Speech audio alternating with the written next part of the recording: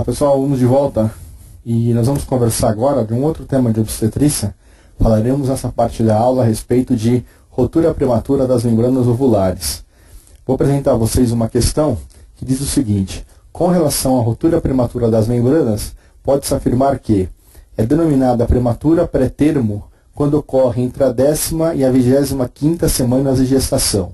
2. Podem ser considerados como fatores de risco antecedentes de parto pré-termo ou rotura precoce das membranas, vaginose bacteriana e amniocentese. 3. A indução ao parto será indicada quando a gestação encontrar-se entre a 32ª e a 36ª semanas de gestação. 4. A complicação materna mais frequente é a instalação de quadro infeccioso. Estão corretas 1 e 2, 2 e 3, 2 e 4, 1, 2 e 3, 3 e 4. Bom, quando nós fazemos aí um estudo anatômico, da parede uterina, das descidas e das membranas, nós temos que lembrar que de fora para dentro nós temos o miométrio, a decídua parietal, a decídua capsular, o córeo e o âminio, não é? Então o córeo é o que está mais próximo da decídua e o âminio o que está mais próximo do feto. Temos aí um outro desenho, um outro esquema, que mostra justamente o que eu lhe disse. A membrana coriônica, ela é externa, ela está em contato com a parede uterina, com o endométrio, e a membrana interna, que é a membrana amniótica, ela está em contato com o líquido amniótico e justamente com o feto. O que recobre o cordão umbilical é justamente a membrana amniótica. Bom, o conceito de rotura prematura de membranas amnióticas é a rotura das membranas antes do início do trabalho de parto, independentemente da idade gestacional. Então, muito cuidado com este conceito. Nós falamos de rotura prematura, muitos confundem com prematuridade, e não é prematuridade, tá? Rotura prematura tem a ver com o tempo em que acontece com relação ao trabalho de parto.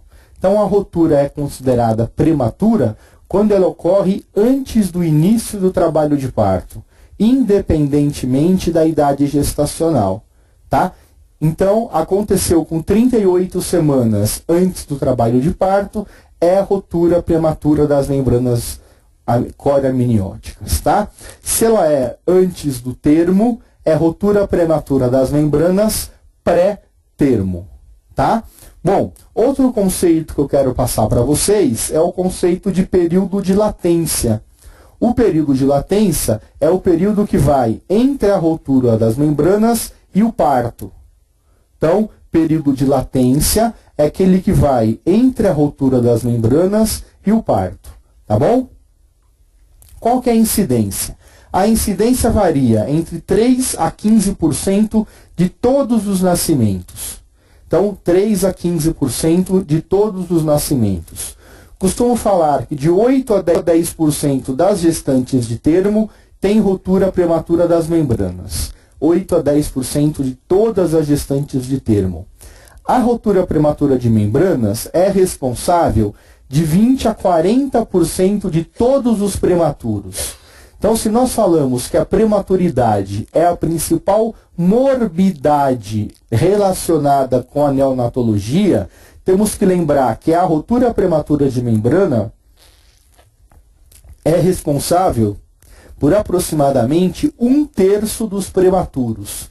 Daí a importância da rotura prematura de membrana. 1/3 dos prematuros decorrem desta rotura de membranas, tá?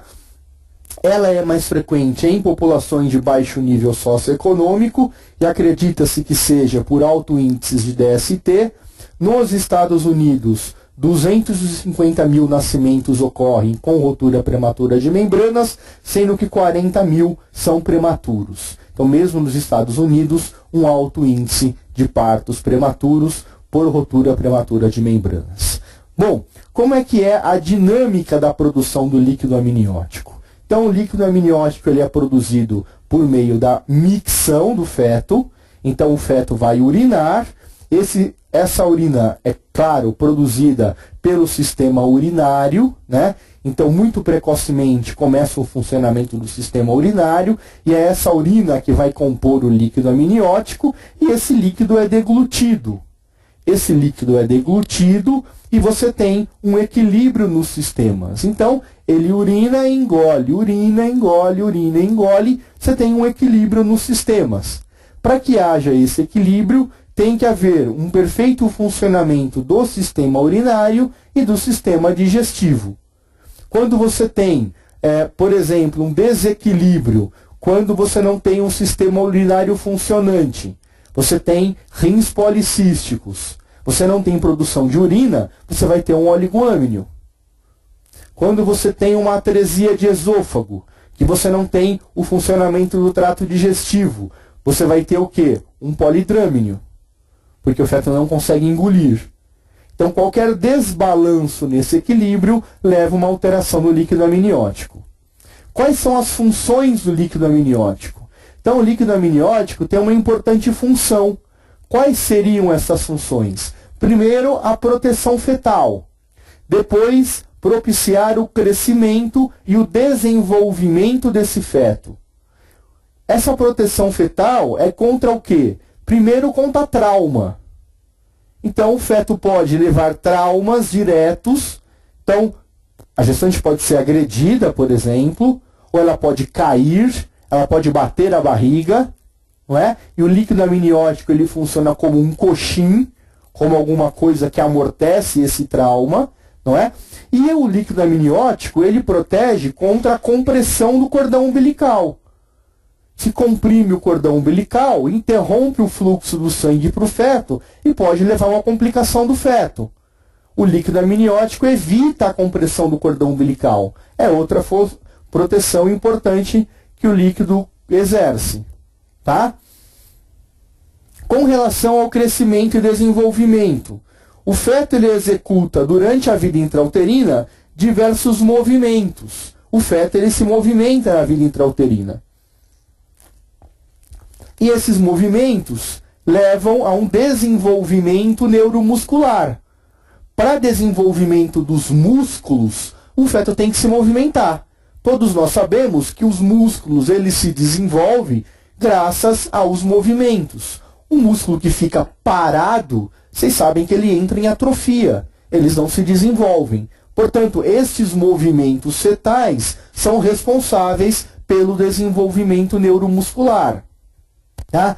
Outro movimento importante são os movimentos torácicos que o feto desempenha, que nós costumamos chamar, não é, de movimentos respiratórios. Está errado esse nome, né? Seriam movimentos de inspiração e expiração. Nós dizemos que nesses movimentos de inspiração e expiração, isso leva ao desenvolvimento pulmonar. Então o pulmão se desenvolve, ou os pulmões se desenvolvem, graças a esses movimentos de expansão do tórax. Né? Quais seriam? Então, se o líquido amniótico tem essas funções, quais seriam as funções da membrana amniótica? A membrana amniótica, ou as membranas core-amnióticas, elas têm também algumas funções importantes. Por exemplo, a contenção do líquido amniótico. Se não fossem as membranas, o líquido ia escorrer. Não ia ter o que segurasse o líquido dentro do útero. Então, a contenção do líquido é feita pelas membranas. Além disso, as membranas servem como uma barreira protetora. Tá? Se não fossem as membranas core-amnióticas, haveria a ascensão das bactérias da vagina. Poderia levar a uma infecção intramniótica. Tá?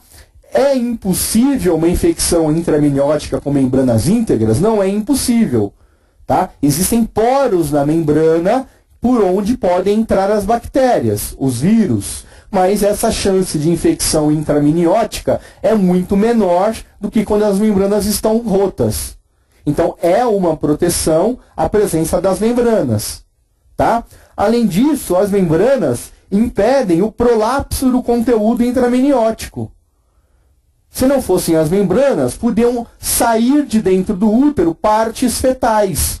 Pés, mãos, braços, cordão umbilical. As membranas seguram dentro do útero essas partes fetais. Tá ok? Tá claro isso, né, gente? Isso é intuitivo, né? A gente às vezes não pensa nisso, mas isso é intuitivo, que são funções das membranas, tá? Quais são qual é a etiologia, né, da rotura de membrana? Então, eu falo para vocês que nas gestações precoces, no início da gestação, as membranas são mais resistentes, né? E que conforme a gestação vai evoluindo, nas gestações mais tardias, especialmente aquelas próximas do termo, as membranas elas estão mais sujeitas a forças. Por que isso? Primeiro, porque você tem um alongamento das membranas pelo crescimento uterino. Imagine uma bexiga, estes balões de gás.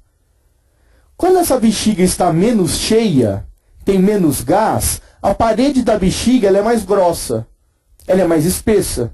Concordam?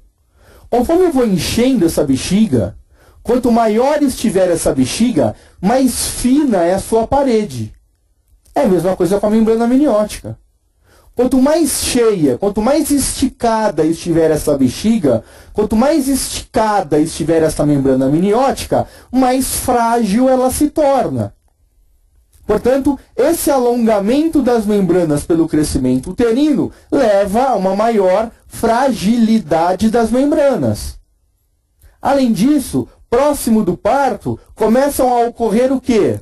As contrações uterinas, as contrações de Braxton Hicks, as contrações de trabalho de parto. Isso leva a pressão, a força sobre a membrana, maior chance de rotura. Para terminar, temos que lembrar que próximo ao parto tem uma diminuição fisiológica do colágeno. E é o colágeno que dá resistência às membranas. E nós temos uma diminuição do colágeno próximo ao parto. Essas três causas, não é, de enfraquecimento das membranas é o que nós chamamos de enfraquecimento progressivo. Então, a teoria do enfraquecimento progressivo é explicada por essas três razões que levam ao enfraquecimento das membranas ovulares e uma maior chance de rotura espontânea das mesmas. Tá ok? Bom, fatores de risco. Então, tabagismo é um importante fator de risco.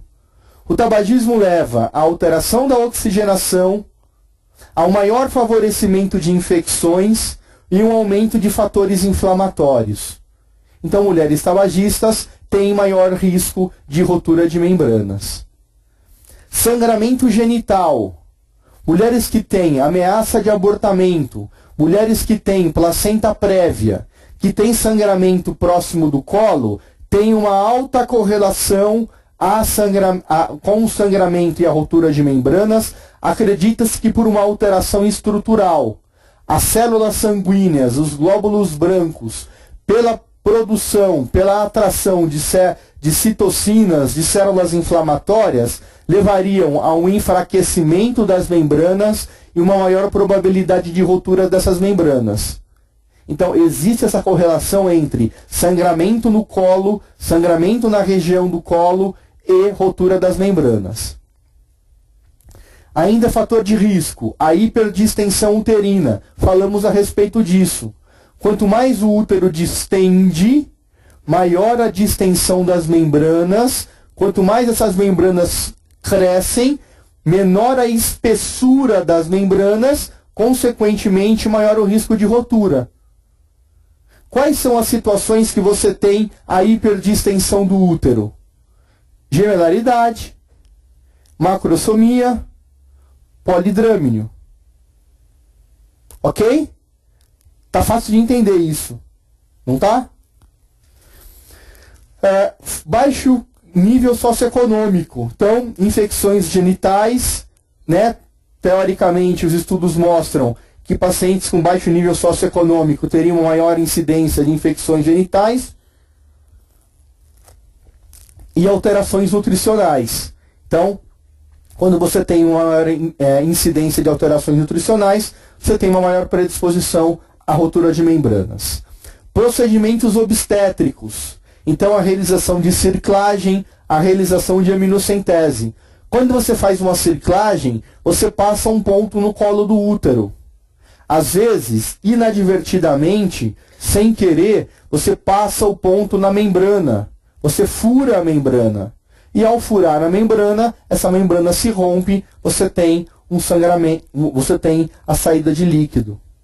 A amniocentese é a mesma coisa. Você passa a agulha pela membrana e às vezes ao passar a agulha da membrana, você fura, você rompe a membrana, acaba escoando esse líquido. Então são fatores de risco à rotura das membranas. Tá?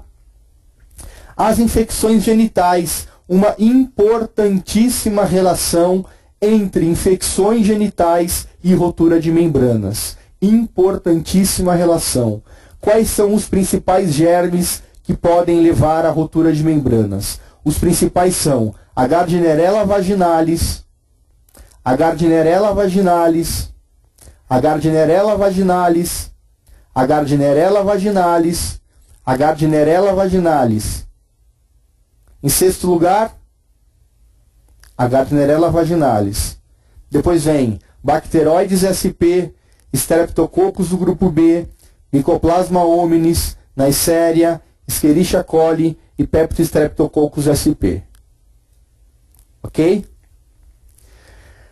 A hipovitaminose C. Sabemos que a hidroxiprolina é um componente do colágeno. Colágeno, eu falei, dá estrutura a essas membranas. A vitamina C é um fator de síntese da hidroxiprolina. Então, se nós temos uma hipovitaminose C, nós temos uma síntese inadequada da hidroxiprolina. Se eu tenho uma síntese inadequada de hidroxiprolina, eu tenho uma síntese inadequada de colágeno. Se eu não tenho colágeno adequado, eu tenho uma fragilidade de membrana. Com fragilidade de membrana, eu tenho uma maior chance de rotura. Ok? Ainda são fatores de risco. Trabalho de parto prematuro anterior, rotura prematura de membranas anterior, deficiência de alfa-1 antitripsina e síndrome de Ehlers-Danlos. São todos fatores de risco para a rotura prematura de membranas. Bom, a infecção ascendente do trato genital inferior. Nós temos a infecção. Essa infecção geraria uma resposta inflamatória. Essa resposta inflamatória leva a uma produção de citocinas, especialmente a interleucina 6 e a interleucina 8. Essas interleucinas, elas ativam as colagenases, levam à produção de prostaglandina E2. Essas colagenases e as prostaglandinas, elas degradam o colágeno. Degradando o colágeno, leva à rotura das membranas. Então, como eu falei para vocês, uma importantíssima relação entre as infecções, especialmente as infecções vaginais e cervicais e a rotura de membranas. Tá? Então, lembrar dessa relação importante entre as infecções e a rotura de membranas e o trabalho de parto prematuro. Tudo bem? Então, nós temos duas possibilidades. Temos a rotura de córeo, a rotura córeo-amniótica, não é? Quando rompe a membrana externa é a amniorexia, quando rompe a membrana, aliás, a interna é a amniorexia, a externa é a coriorexia. Geralmente nós temos a rotura das duas, temos a corioamniorexia, que é a rotura das duas membranas. Tá certo? Então, um outro desafio para você, uma primigesta de 22 anos, chega ao pronto atendimento com queixa de perda de líquido pela via vaginal há 2 dias, em grande quantidade, seguida de dor no baixo ventre. O pré-natal revelou infecção urinária tratada. A idade gestacional ecográfica e a cronológica são de 38 semanas. Ao exame, pressão arterial de 100 por 60, temperatura de 36,3, frequência cardíaca de 90, frequência respiratória de 16, altura uterina 35, dinâmica uterina em 10 minutos, 3 contrações em 10 minutos, 35, 25 e 30 segundos, além de abdômen doloroso à palpação. O exame especular revela saída de secreção mucosa pelo canal cervical. Não foi observado líquido amniótico fluindo pelo orifício cervical externo à manobra de Valsalva. Ao toque, colo pérvio para 2 centímetros. Que a afirmativa contém procedimentos de exame clínico durante o exame ginecológico que podem confirmar a amniorexis prematura. A. Ultrassonografia com medida de líquido amniótico. B. Amnioscopia para avaliação do aspecto do líquido amniótico. C. Medida do pH vaginal e teste de cristalização. D. Teste de Sims-Runner para avaliação do muco cervical. E E. Cardiotocografia basal antiparto. Bom, o diagnóstico ele é clínico em 90% dos casos. Nós temos, se não for possível realizar o diagnóstico clínico em 90% dos casos, alguns testes que podem ser realizados para ajudar no diagnóstico. Eu quero lembrar que uma queixa típica da paciente tem que ser extremamente valorizada. Então, se a paciente chega no pronto-socorro dizendo que perdeu líquido por via vaginal, de moderada a grande quantidade, com aspecto típico, aquele aspecto em água de arroz, que escorreu pela perna, que molhou roupa íntima, que molhou a roupa, molhou o sapato, molhou o lençol, molhou a cama, molhou o sofá. Você tem que valorizar, mesmo que você não veja saindo líquido pelo orifício do colo. A queixa típica é extremamente importante para o diagnóstico. 90% das vezes o diagnóstico é feito apenas clinicamente. Tá? Então, tem que valorizar muito a queixa da paciente. Tá certo? Se for uma queixa atípica, eu perdi líquido em muito pequena quantidade, não molhou roupa íntima, não molhou a roupa, é um sangramento de cor rosa, enfim, aí você pode eventualmente usar outras técnicas para o diagnóstico. Mas em 90% das vezes, a queixa é bastante típica. Tá bom? Quais são os outros métodos que você pode utilizar? Você pode utilizar um método bastante simples, que é a medida do pH, a mudança do pH. Sabemos que o pH vaginal é um pH ácido. Tá? Na gravidez, ele é ainda mais ácido. Quando nós temos o líquido amniótico, que é um líquido amniótico básico, temos uma mudança na cor da substância que nós vamos utilizar. Essa substância pode ser o fenol ou o papel de nitrazina. O fenol, por exemplo, ele tem a coloração alaranjada. Quando você passa no fundo do saco vaginal ou no colo, que ele entra em contato com uma substância básica, você pega um algodão ou uma gaze, passa no fundo do saco vaginal ou no colo. Desculpem. E aí, você passa no fundo do saco vaginal ou no colo, e a partir daí, você coloca uma gotinha de fenol. O fenol, que normalmente é laranjado, quando ele estiver em contato com uma substância básica, ele vai se tornar rosa, ele vai se tornar avermelhado. E aí você tem um diagnóstico, que é um diagnóstico não específico, mas um diagnóstico sensível. Existe a possibilidade de outras substâncias tornarem o fenol positivo? Existem. Por exemplo, o sangue. Então você não vai fazer o teste de fenol se você tiver um sangramento de colo.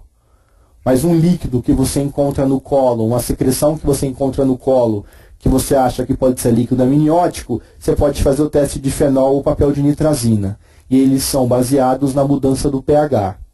Você pode fazer o teste de cristalização, que é pegar um pouco desse material, colocar uma lâmina, aquecer esse líquido, aquecer essa substância e ver se essa substância se cristaliza. Se ela se cristalizar, é líquido amniótico. Se ela não se cristaliza, não é líquido amniótico. Você pode colocar o material na lâmina e observar se tem células fetais, células orangiófilas, para ver se você tem células fetais, pelos fetais, por exemplo, que significa líquido amniótico. Tá? Você pode fazer um teste que é o AmnioSure. AmnioSure é um teste novo que eventualmente pode cair na prova. Eu ainda não vi nenhuma questão de AmnioSure. Tá? Mas como é um teste que tem sido feito, ele pode aparecer. O que é o AmnioSure? É um teste imunocromatográfico qualitativo rápido. Ele permite a detecção in vitro de líquido amniótico na secreção vaginal. Ele detecta a proteína alfa-1 microglobulina placentária, que é PAMG1, e ela é estabelecida como marcador do líquido amniótico, cuja perda clinicamente significativa aumenta a concentração dessa substância nas secreções cérvico-vaginais. Então você pega essa substância, você pega uma fitinha, coloca dentro dessa, você pega essa fitinha, coloca na região do colo, pega essa fitinha, coloca dentro de uma substância que vem no teste. Se aparecerem duas marquinhas, o teste é positivo. Se aparecer um tracinho só, o teste é negativo. Se o teste vier positivo, significa que aquilo é líquido amniótico, porque foi encontrado esse PAMG, e esse PAMG ele está presente quando tem líquido amniótico. Tá? Então esse é o teste do AmnioSure. Com relação à ultrassonografia, a ultrassonografia ela não exclui o diagnóstico. Como assim? Imagine você a situação que uma mulher tem o ILA de 18. 18 é líquido normal. Vamos supor que ela perca líquido, que ela perca bastante líquido, e o ILA dela vai para 8. Nesse caso, ela perdeu mais da metade de líquido, não perdeu? Não é bastante? De 18 foi para 8. Mas 8 ainda é líquido normal. Você vai lá e faz ultrassom e vê que o líquido está 8. Você fala, o seu líquido está normal. Você não perdeu líquido, tá certo isso? Não tá certo. Então, um ultrassom normal exclui o diagnóstico? Não exclui o diagnóstico. Então, muito cuidado. É claro que se ela disser que perdeu líquido, você vai lá, faz um ultrassom e vê o ILA de 1, vai dizer, bom, provavelmente a senhora realmente perdeu líquido. Mas um ultrassom normal não exclui o diagnóstico. Tá claro isso? Por que o ultrassom normal não exclui o diagnóstico? Tudo bem? Consequências da ruptura prematura de membranas. Primeiro, ela não, grande parte das vezes, ela desencadeia o trabalho de parto. Então, em pacientes de termo, em 90% das vezes, entra em trabalho de parto em 24 horas. Então, em grande parte das vezes, em 90% das vezes, em até 24 horas, entra em trabalho de parto espontâneo. Em 28 a 34 semanas, 50% das vezes entra em trabalho de parto em 24 horas, o que é significativo. Tá? Então, com 28 semanas, rompeu bolsa, em metade das vezes vai entrar em trabalho de parto em 24 horas. Então, tem chance de nascer com 28 semanas, o que é ruim. 80 a 90% das vezes em uma semana. Então imagina uma gestação de 30 semanas que rompeu membranas, vai dizer, vai nascer no máximo com 31 semanas, o que é ruim. O que é ruim. Tá? Com menos de 26 semanas, em 50% das vezes nasce em uma semana.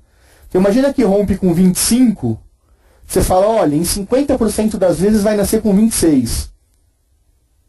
É ruim. Então, por isso que a gente diz que romper membrana no prematuro, a chance de nascer prematuro é muito grande. A chance de nascer prematuro é grande, não é bom. Não é bom. Tá? Complicações da ruptura prematura de membranas. Primeiro, a mortalidade perinatal está aumentada. Por quê? Especialmente pela prematuridade. Então, de 20 a 40% de todos os prematuros são devidos à ruptura prematura de membranas. Tá? Além disso, nós temos a possibilidade de infecções que podem ser materna, fetal ou neonatal. Temos também a possibilidade da hipoxia fetal. A hipoxia fetal seria especialmente por compressão do cordão. Quando diminui o líquido, tem maior chance de comprimir o cordão. Comprimindo o cordão, aumenta a chance de hipoxia fetal. Tá? Comprime o cordão, diminui o oxigênio para o feto. diminui o oxigênio para o feto, entra em hipoxia fetal. Tá? Aumento de taxas de cesáreas, deformidades fetais e hipoplasia pulmonar, além de síndrome da membrana hialina. Tá certo? Na prematuridade, você pode ter a síndrome do desconforto respiratório, a hemorragia intraventricular, a enterocolite necrotizante e a infecção, que são complicações comuns à prematuridade. As infecções maternas. Então, a infecção intraminiótica. Em todas as gestantes, o índice é de até 1%. Na rotura prematura de membranas prolongadas, é de 3 a 15%. Então, aumenta em até 15 vezes. É muito significativo. Quanto mais precoce, maior a incidência. Com menos de 24 semanas, esse índice pode chegar a 40%. Então, é muito grave, ou pode ser muito grave. 40% de chance de infecção é de se pensar. Ok? Infecção neonatal. No caso de sepse neonatal, no termo 1 para 500. Na rotura prematura de membrana, 3 a 5%. 3 a 5%. Tá? Maior incidência quanto menor a idade gestacional. E, óbvio, nós mostramos maior incidência na rotura prematura de membranas. A hipóxia fetal, como eu disse para vocês, é por compressão do cordão umbilical. Acontece em 8,5% das vezes. É maior a compressão do cordão quando tem oligohidrâmino. Se o líquido estiver normal, é possível uma rotura prematura de membranas com líquido normal? É possível. Não é comum, mas é possível. Especialmente se a mulher beber muita água e ficar em repouso, o líquido pode ser normal. Se é uma mulher que não bebe água e fica andando para lá e para cá, correndo para lá e para cá e não faz repouso, ela vai perder mais líquido. Se ela ficar em repouso, deitadinha, de preferência com a perna para cima, fazendo repouso e tomando bastante água, o líquido pode recuperar. Pode parar de escorrer e recuperar. Se ela tiver oligoâmino, a chance de ter compressão de cordão aumenta. E o feto entrar em sofrimento.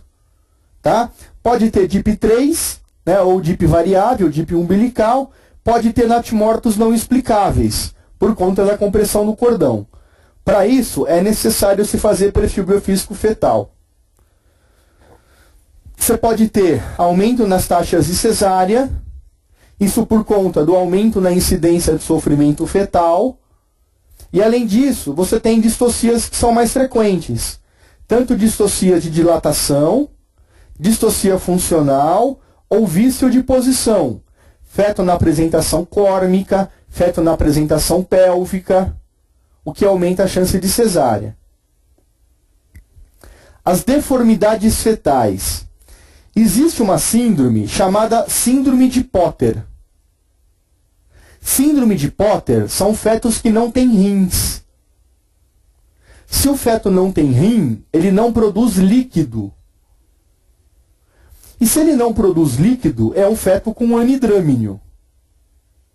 Quais são as malformações da síndrome de Potter? Que, portanto, são fetos que não têm rim. Eles têm malformações por compressão. Como não tem líquido amniótico, o útero fica colado no feto. E o útero fica apertando esse feto. Tá certo? O que você observa nesse feto? Tem malformação facial, no mento, na orelha, no nariz, e você tem malformação de membros. As mãos e as pernas ficam mal posicionadas.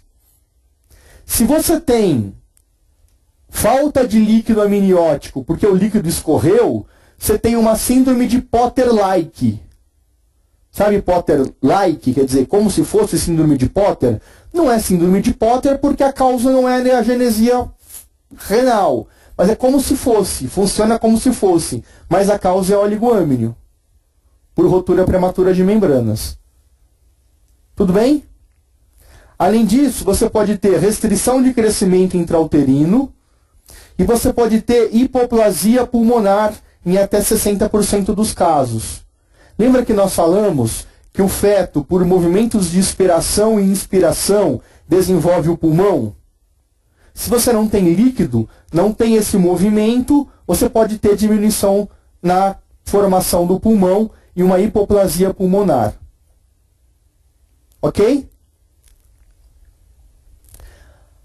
Ainda como conduta, você pode fazer, você deve fazer, para estimar a idade gestacional, uma ultrassonografia, para avaliar crescimento e peso fetal, para identificar malformações e para avaliar o volume de líquido amniótico residual. Então, para tudo isso serve a ultrassonografia. Vamos responder ao nosso desafio. Uma primigesta de 22 anos chega ao pronto-socorro com queixa de perda de líquido pela via vaginal há 2 dias, em grande quantidade, seguida de dor no baixo ventre. O pré-natal revelou 2 infecções urinárias tratadas. A idade gestacional ecográfica e cronológica são de 32 semanas. Ao exame, PA de 100/60, temperatura de 36,3, frequência cardíaca de 90, respiratória de 16, altura uterina de 35 e dinâmica uterina em 3 contrações em 10 minutos, além de abdômen doloroso à palpação. O exame especular revela saída de secreção mucosa pelo canal cervical. Não foi observado líquido amniótico fluindo pelo orifício cervical externo, a manobra de Valsalva. Ao toque, colo pérvio para 2 centímetros. Que a afirmativa contém procedimentos de exame clínico durante o exame ginecológico que podem confirmar a amniorexia prematura. A. Ultrassonografia com medida de índice de líquido amniótico. B. Amnioscopia para avaliação do aspecto do líquido amniótico. Medida do pH vaginal e teste de cristalização. Teste de Sims-Runner para avaliação do muco cervical. Vocês sabem o que é teste de Sims-Runner? É teste pós-coito. Sabe o teste pós-coito que você faz para ver infertilidade? Isso é teste de Sims-Runner. Tá? E cardiotocografia basal antiparto. Portanto, a alternativa correta é a alternativa C de Cabar. Teste de pH e de cristalização. Conduta. Internação de 24 a 34 semanas. Durante a internação, fazemos controle clínico, hemograma, vitalidade fetal, culturas e antibióticos. Repouso no leito, com permissão para uso de banheiro. Então, ela só levanta para ir ao banheiro. Curva térmica de 4 em 4 horas. Hidratação oral de 3 a 4 litros por dia. Então, bastante líquido. Observar a contratilidade uterina. Hemograma 2 vezes por semana. O hemograma é importante você avaliar se você tem mais do que 15 mil leucócitos, ou desvio à esquerda, ou um aumento de 20% no leucograma. E hemossedimentação e proteína C reativa quando possível. Os antibióticos reduzem o risco. Isso aqui é protocolo do Ministério da Saúde, tá? Tem alguns serviços que não concordam com essa conduta. O Ministério da Saúde preconiza utilização de antibióticos profiláticos. Tá? De acordo com o Ministério da Saúde, os antibióticos reduzem o risco infeccioso, melhoram os resultados perinatais. Vários esquemas são propostos. Eles propõem um antibiótico derivado da penicilina mais um macrolídeo por 7 dias. Exemplo: ampicilina 2 gramas intravenoso de 6 em 6 horas por 48 horas, seguido por 5 dias de amoxicilina 500 mg VO, ou 875 gramas VO de 12 em 12 horas, mais azitromicina 1 grama em dose única. Então, derivado de penicilina, que pode ser a AMP mais a moxa, e mais um macrolídeo, que eles sugerem azitromicina. Ok? Essa é a sugestão do Ministério da Saúde. Corticoide. Eles sugerem que você faça betametasona, 12 mg intramuscular ao dia por 2 dias, uma dose por dia, ou dexametasona, 6 mg intramuscular de 12 em 12 horas por 2 dias. As indicações: idade gestacional maior ou igual a 24 semanas e menor ou igual a 34 semanas. Então, entre 24 e 34. Acima de 34 não precisa. Contraindicações: evidências de infecção e ou parto iminente. E hipersensibilidade à droga. Tudo bem? Avaliação do estado fetal. Ausculta de batimentos cardiofetais 2 a 3 vezes ao dia. Contagem de movimentos fetais pela mãe 2 vezes ao dia, após almoço e jantar. Cardiotocografia diária ou, no mínimo, 2 vezes por semana. Perfil biofísico diário para gestantes com ILA menor do que 5 e 2 vezes por semana para gestantes com ILA maior do que 5. Olha a importância do oligohidrâmino. O oligohidrâmino indica perfil biofísico fetal todos os dias. Avaliação do volume de líquido amniótico por ecografia de 2 em 2 dias. Veja, isso é um contrassenso, né? Porque, veja, se ela tem ILA menor do que 5, ela vai fazer perfil todos os dias. Não precisa fazer a avaliação do líquido amniótico por ecografia de 2 em 2 dias. Então vai fazer a avaliação ultrassonográfica de 2 em 2 dias se ela tiver líquido acima de 5. Tudo bem? E se já está fazendo ecografia, faz o perfil biofísico. Está fazendo ultrassom mesmo, faz pelo menos o perfil simplificado. Ok? Vamos fazer agora o diagnóstico de infecção intraminiótica. Lembra que eu falei que infecção intraminiótica é mais comum em pacientes com rotura de membranas? Pode chegar até 15%. Então, como é que nós fazemos o diagnóstico? Pode ser febre, leucocitose. Lembrar que na gravidez leucocitose é acima de 15 mil. Até 15 mil é considerado normal em grávida. Tá? Taquicardia materna, taquicardia fetal, útero irritável ou secreção purulenta. Tá? Se nós temos diagnóstico de infecção intraminiótica, isso é igual ao antibiótico e parto. Não importa a idade gestacional. Então, se nós temos diagnóstico de infecção intraminiótica, isso é igual ao antibiótico e parto. Que tipo de antibiótico eu uso? Amplo espectro. Gram positivo, gram negativo e anaeróbio. Porque eu estou falando de flora vaginal e retal. Flora ascendente. Eu tenho que usar gram positivo, gram negativo e anaeróbio. É muito diferente antibiótico profilático, que eu falei há alguns minutos atrás, e o que eu estou falando agora que é antibiótico terapêutico. Temos que ter muita atenção nessa diferença.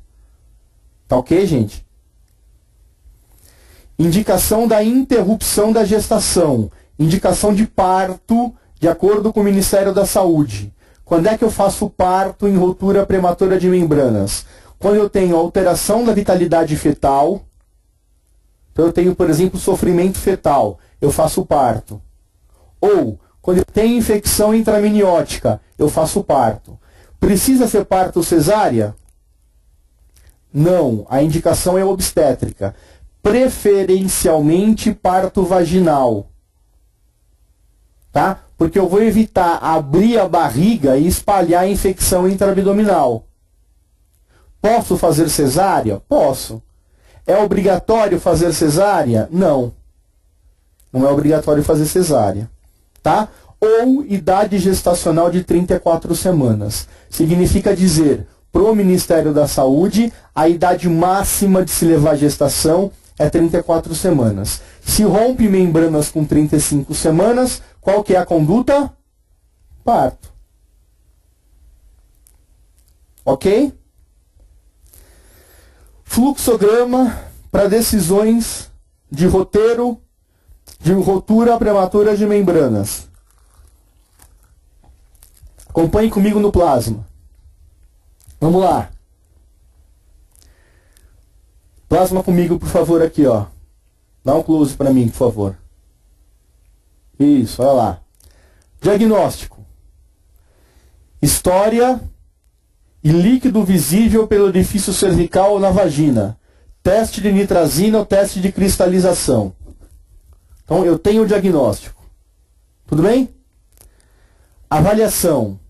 Ultrassom para a idade gestacional, crescimento e posição e índice de líquido amniótico, hemograma, urina de rotina, grande urina e urocultura, monitorização do estado fetal e trabalho de parto. Aí eu faço a seguinte pergunta. Tem coreamnionite? Tem descolamento de placenta? Tem morte fetal? Tem trabalho de parto avançado? Se a resposta for sim, é parto. Certo? Ou é trabalho de parto avançado, ou é morte fetal, ou é um caso grave. Se tiver sim, parto. Tudo bem? Não importa a idade gestacional, é parto. E eu faço profilaxia para estrépito do grupo B, antibiótico de amplo espectro, se coreamnionite. Foi o que nós falamos. Se coreamnionite, antibiótico de amplo espectro.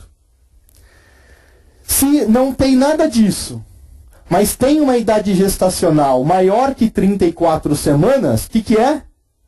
Parto. Parto.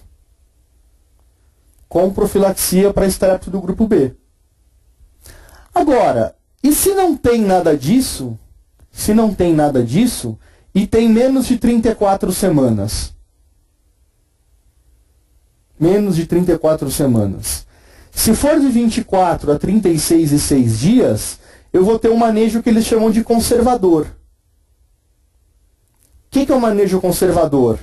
Repouso relativo, corticosteroides, falei como é que faz, antibióticos, eu falei como é que faz, tocólise de curta duração se necessário, se ela entrar em trabalho de parto, avaliação seriada para amnionite, eu falei como é que faz, trabalho de parto, DPP, bem-estar e crescimento fetal, parto, se amnionite ou comprometimento fetal ou 34 semanas. Tá claro? Falamos de tudo isso? Falamos, certo? 1. Cardiotoque estimulada com ocitocina, se preocupação com o estado fetal. Não fazemos com ocitocina, fazemos com buzina. Não se faz mais teste de esforço com ocitocina. Isso está ultrapassado. Indução ou cesariana, se for necessário. Se tiver alguma alteração de bem-estar fetal. Profilaxia para estrépito B, se não estiver em uso de antibióticos. E antibióticos de amplo espectro, se suspeita de coreamnionite. Entre 24 e 34 semanas está tudo claro? Vamos para a polêmica agora. Se menos de 24 semanas, discutir com gestantes e familiares, indução do parto e esvaziamento e curetagem. O que significa isso? O que significa se tiver rotura prematura de membranas, sem infecção, sem descolamento de placenta, sem morte fetal, sem trabalho de parto, com menos de 24 semanas, eu discuto com a gestante familiar, vou lá e faço uma curetagem. O que significa isso? Fazer um Aborto. A legislação permite fazer aborto porque rompeu membrana? Sim ou não? Não. Não. Nós temos que fazer aborto é permitido em que situações? Anencéfalo, estupro e risco para a mãe. Está escrito lá quando rompe membrana com 24 semanas? Então, assim, eu, né, até como jurista, eu questiono muito essa conduta. Não como religioso, eu como, tá, longe disso, não quero discutir religião, não quero discutir ética, não quero discutir moral. Eu discuto essa conduta e no livro você tem esse algoritmo, eu discuto lá dizendo, olha, do ponto de vista ético, né, de ética médica, eu acho discutível essa conduta. Porque o que está se fazendo aí, 23 semanas, feto vivo, sem infecção, sem nada, eu vou lá e discuto esvaziamento uterino, eu discuto aborto para esse caso, é a mesma coisa que eu discuti aborto para uma síndrome de Down. Mas o prognóstico é ruim. Síndrome de Down, teoricamente, o prognóstico também é ruim. Dá para eu discutir esvaziamento uterino? Não dá. A legislação permite? Não permite. Tá? Mas vocês reconhecem o rosinha aqui. Quando está rosinha aqui, isso aqui é protocolo do quê? Ministério da Saúde. Tá? Então, se cair na prova, você vai responder que é de 24 a 34 e que, teoricamente, abaixo de 24 é discutir com o familiar. Se o familiar não aceitar, é manejo ambulatorial.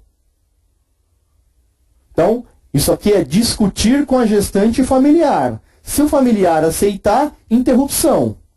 Se o familiar não aceitar, manejo ambulatorial.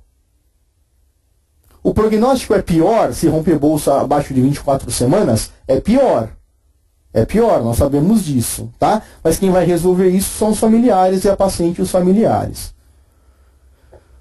Tudo bem, gente? Então, a questão que nós tínhamos com relação à ruptura prematura das membranas, pode-se afirmar que é denominada prematura pré-termo quando ocorre entre 10 e 25 semanas de gestação. Não, né? Podem ser considerados como fatores de risco antecedentes de parto pré-termo, rotura precoce de membranas, vaginose bacteriana e aminocentese. A indução ao parto será indicada quando a gestação encontrar-se entre 32 e 36 semanas de gestação. A complicação materna mais frequente é a instalação de quadro infeccioso.